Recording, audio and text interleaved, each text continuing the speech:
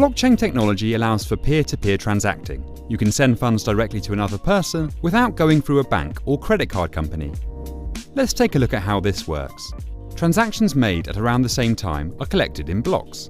Blocks come together to form a currency-specific blockchain, an online decentralized ledger of every transaction. Once funds are sent, a transaction must be included in a block in order to be acknowledged by the network as a valid transfer of funds.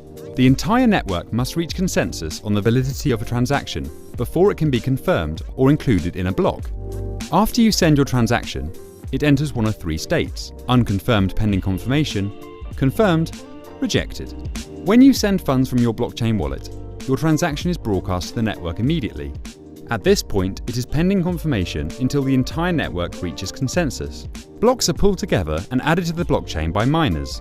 The small fee included with your transaction goes to the miners for their work on validating the transactions. Think of it like a tip to encourage them to work on your confirmation and validate your transaction faster. Miners prioritize transactions with higher fees, so if your transaction has a low fee, it may take longer to confirm.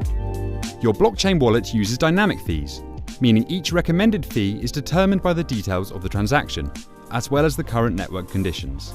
Certain variables, including the number of transactions awaiting confirmation, may mean you'll need to use a higher fee to get your transaction confirmed quickly. The fees associated with the transaction are not based on the value being sent. Sometimes the network can be congested, like the digital equivalent of a traffic jam. If it's really important that you get a quick confirmation, you can send a transaction with a higher fee.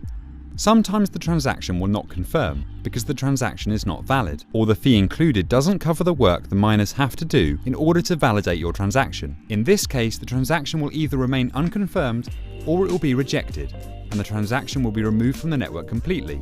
If this happens, it means the funds will have never actually left your wallet. It will be as if the transaction never even happened.